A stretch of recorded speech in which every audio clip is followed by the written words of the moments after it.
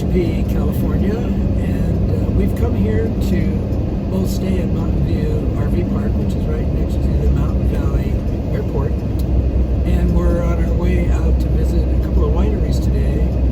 We're making this little wine trip because we discovered that Tehachapi is the newest wine appellation district in the country. They applied for and just got approval to be their own appellation. So wine can now actually come from Tehachapi, not from the Central Coast or wherever it was before.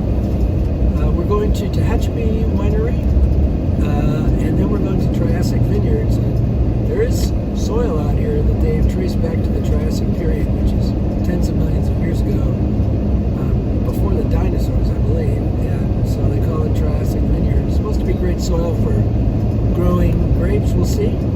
And there's a concert later this afternoon that we're going to hang around for at Triassic. And so that's our plan for today. And we'll check in when we get a little closer. And if you're ever in this area, there's the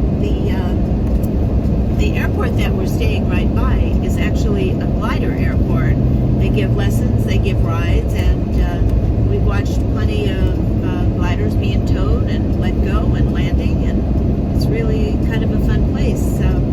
Also, another thing to recommend this area is the Loop, which is a train track that was built in the 1800s, and it takes the trains, even to this day, there's maybe 25 a day that go up this round loop that they go around to gain elevation right next to the freeway.